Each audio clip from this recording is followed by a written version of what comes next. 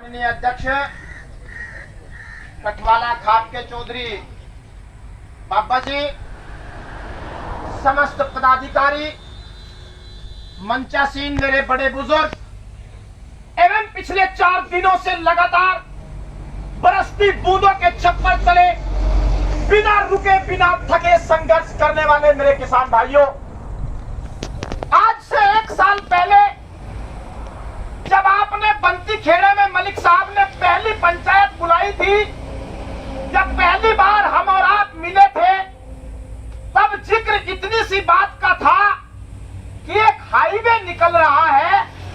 हमें शक था कि हमारी जमीन को कोई कब्जा न ले, इसीलिए मलिक साहब ने हम सभी को इकट्ठा किया था और वहां पर इस समिति का गठन हुआ था।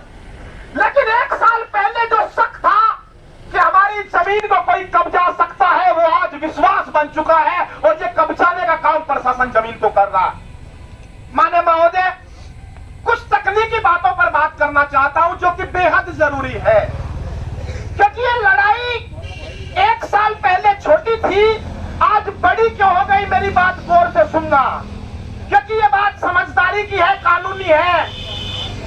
सरकार ने सिर्फ सड़क बनाने के लिए जमीन नहीं ली, 1100 बीघे का बैनामा और 1400 बीघे के सर्वे सरकार कर रही है। कहती है कि कानून जिसके तहत हम जमीन ले रहे हैं, वो कानून 2 कानूनों पर सरकार बात कर रही है।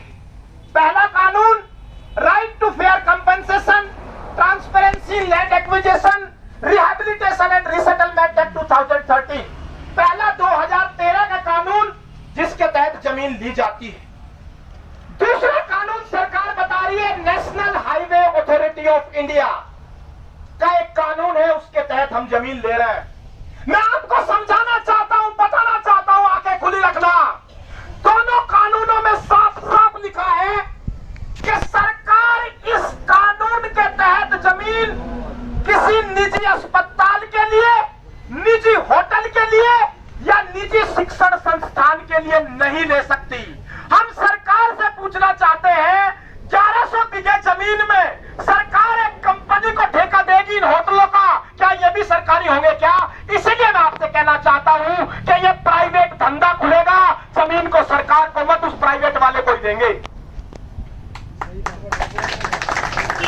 माननीय महोदय, बड़ी कमाई होगी इस नेशनल हाईवे से, लोग गुजरेंगे, महंगा खाना खाएंगे, कंपनी को सरकार ठेका दे देगी, अधिग्रहण सरकार करेगी, कमाएगा प्राइवेट सेक्टर का आदमी। इसीलिए पहली बात, ये होटलों की जमीन सरकार इससे पीछे हटे। जिसका होटल है ठीक है, नहीं तो इतने बढ़ते किसान नहीं अपना होटल अपना आप खोलेंगे, पीछे हटो। दूसरी बड़ी बात माननीय महोदय, लूट। मैं लूट शब्द का इस्तेमाल क्यों कर रहा हूं? कुछ गांव में मानता हूं ऐसे होंगे जिन्होंने मुआवजा उठा लिया होगा। एक छोटी सी कमी हम किसानों में है, और कमी ये एक हल्ला मचा कि हाईवे में जमीन जा रही है। आपकी और मेरे अंदर बेचैनी हो गई, फाइल लगाओ पैसे उठाओ, फाइल लगाओ पैसे उठाओ। शर्म आनी चाहिए हमको। हमने मिल वाले के पास अपना पैसा छोड़ रखा है और जमीन का पैसा जल्दी उठाने जा रहे हैं, ये शर्म की बात। जमीन का पैसा लेने में जल्दबाजी दिखा रहे हैं, ये शर्मनाक विजय है किसानों के लिए। लेकिन चलिए, फिर भी दुख के साथ कहना पड़ रहा है कि कुछ किसानों ने पैसा उठाया होगा।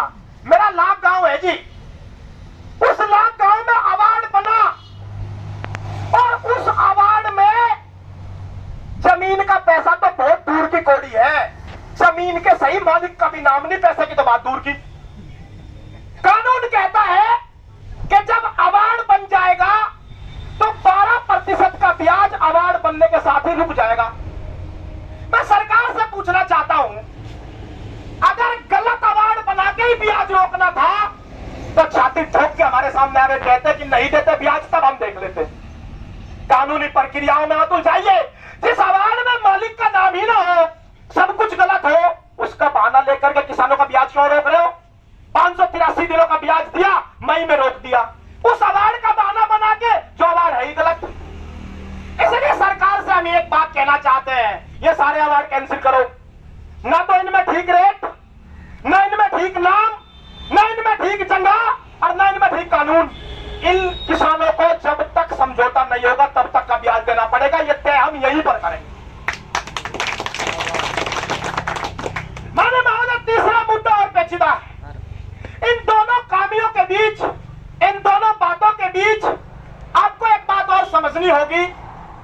अब ये किसान वो किसान नहीं है जो सरकारों से डर करके जमीन में बैठ करके धरना देगा। आज मैं प्रशासन को चेतावनी देता हूं यहीं से, बेटा थोड़ा सा बारिश का मौसम चल रहा और मौसम सा खुलते ही ट्रैक्टर में हम पेड़ जाओगे और यही घर बनाओगे और यही ट्रैक्टर रहेंगे, यही पेड़ पर लौटेंगे।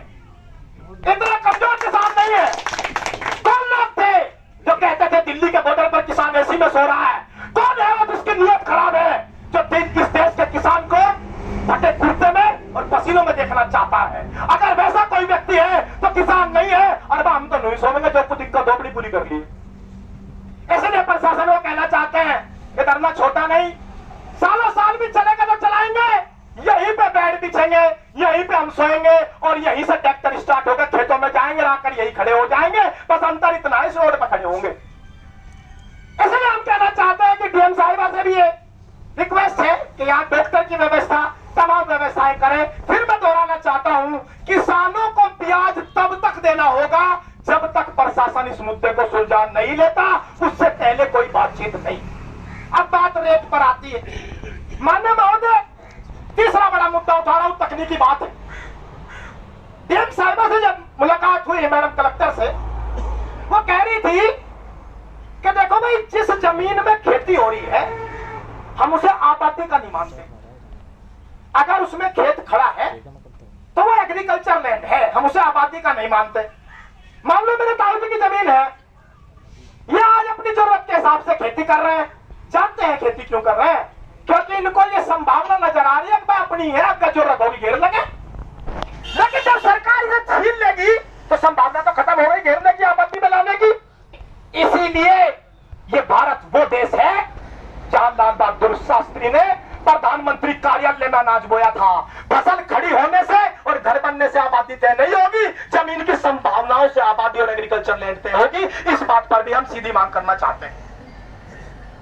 तीन बड़ी बातें, तीनों बड़े कानून है और ये बात तय है कि कुछ लोग कहते होंगे कि भाई कई दिन हो लिए प्रशासन के अधिकारी नहीं आ रहे, बातचीत नहीं कर रहे। ये सोच निराशावादी है। मैं कहना चाहता हूं, मैं बताना चाहता हूं आपकी ताकत क्या है। 4 दिन पहले आप यहां बैठे थे, 4 दिन से कहीं बुलडोजर दिखा? 4 दिन से कहीं बुलडोजर चला? ये आपकी ताकत है कि यहां बैठे बैठे सरकार की बुलडोजर की चाबी छीन ली, और इससे बड़ी ताकत क्या चाहिए? इसलिए मैं कहता हूं, हौसले बरकरार रहिए, कानून को भी पढ़ेंगे, वकालत की बात आएगी वकील भी करेंगे, तर्क की बात आएगी तर्क भी देंगे। अरे भाई, ये तो देखो पश्चिमी उत्तर प्रदेश के किसान है, मैंने पहले भी कहा, इन्होंने वोट का लब बजाकर प्रधानमंत्री की रैली की स्थली घोष ली थी। जब वैसी स्थिति आएगी तो उस स्वरूप में भी आंदोलन होगा। फिर मैं अपनी समिति के नेतृत्व से गुजारिश करना चाहता हूं, मलिक साहब से गुजारिश करना चाहता हूं, अध्यक्ष साहब से गुजारिश करना चाहता हूं, लंबी रूपरेखा तैयार कर ले।